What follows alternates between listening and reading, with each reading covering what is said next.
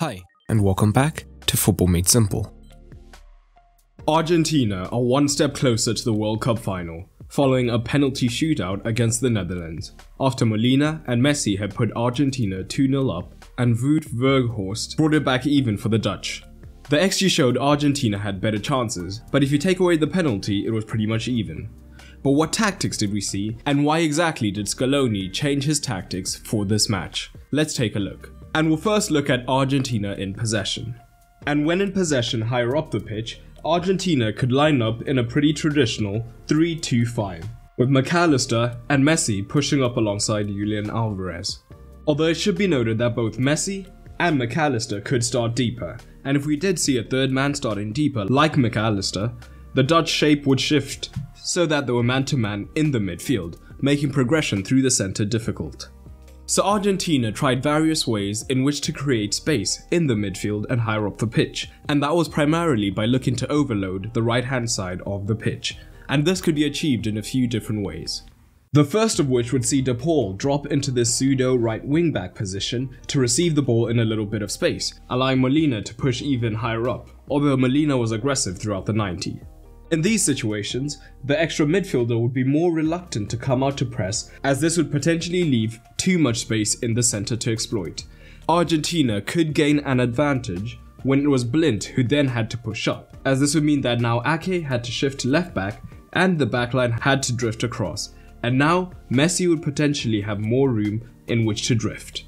So De Paul has received out wide, and it is Blind who now has to come out to press him, meaning that Ake now has to go much wider in order to track Molina. This creates room that Messi could drop into at times, although in this particular situation he doesn't. So the potential for Ake to be dragged out wide to track Molina represented a major change, as in their default shapes, with that midfield potentially being man-to-man, what we would see is that when Messi dropped, Ake would look to stick to him like glue, even when he was able to receive the ball, and he would try to prevent him from turning. But what we would see from Argentina is that at times it wouldn't just be McAllister or Messi dropping deep. Instead, both could do so at once, and they could form a Cruyffian 3-4-3 shape when in possession, with the wingbacks in Acuna and Molina pushing much higher up to provide the width. And what this would allow them once again is to create those right side overloads, except now with Messi here as well as the free man, De Paul could easily shift out wide and Messi would join so that they had a wider diamond, really forcing the Netherlands to commit several men across and potentially creating more room in the midfield. This was even more effective as at times we saw Romero begin more in a right back position so that the overload was even more exaggerated with up to 5 men shifting wide.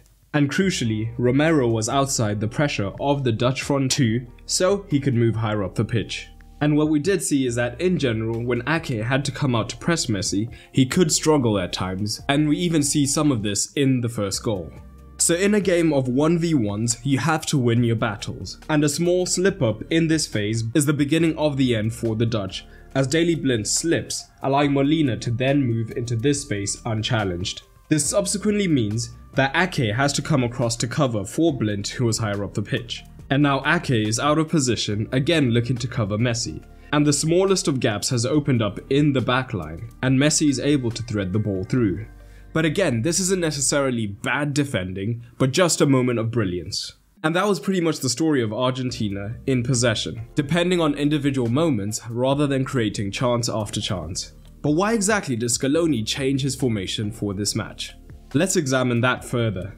So in other matches where they did use the back four to start off with, the shape would be a 4-2-3-1 or a 4-3-3 at times. But that would only be on paper, as Acuna was tasked with pushing extremely high up to allow McAllister to operate as a traditional midfielder, so that Messi could drift around the pitch a lot more. But one of the biggest problems with this is that the Dutch's biggest transitional strength is Denzel Dumfries on the right hand side, who's almost impossible to catch once he gets going. So with the Dutch already using a front two, Scaloni feared that if there was a turnover and Dumfries got the run on Acuna, it could lead to situations where Argentina were outnumbered 3 versus 2, especially as Molina could also be more attacking.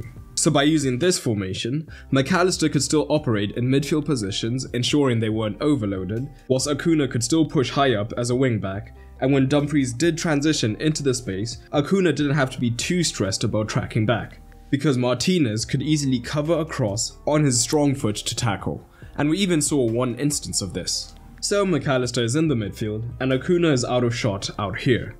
There's a turnover, and Dumfries is immediately attacking the space. But Martinez can now easily cover across and still win the ball. But in possession, the Dutch could line up in what often looked like a front three, with the wing-backs also pushing high up.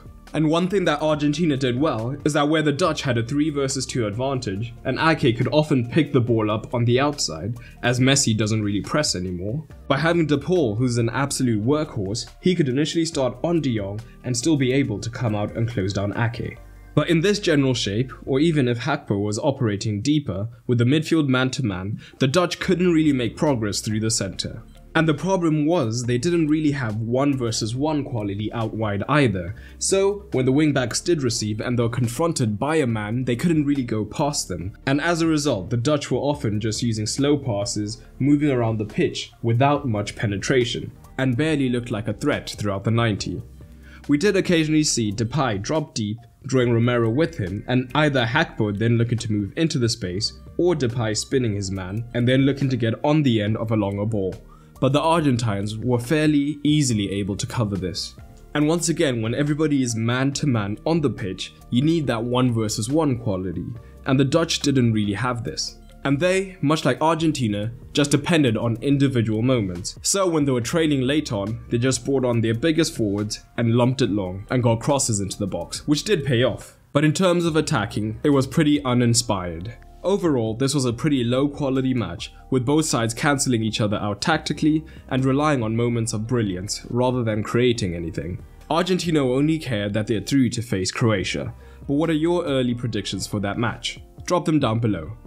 For the manager tactical scores, both managers get 3 stars, as neither's tactical decisions broke down the opposition, instead depending on individual moments, whether that was Messi magic or a penalty, or long balls to 2 tall forwards and a magical free kick routine. But leave your ratings down below. I hope you enjoyed this video, and if you did, you might enjoy the content available on my Patreon. Not only does Patreon help to support the continued production of content, as I am a one-man team, but it also gives you early access to videos that will come on the channel. You'll also get exclusive videos, get to vote on polls, and so much more. And it's cheaper than ever, no longer having a tier system, so everyone on the Patreon gets access to all the content. So head over to patreon.com/footballmadesimple to check it out. And a special thanks to my latest patrons like Justin Robinson, 12, and Bagat. But that's all for today, and remember, keep it simple.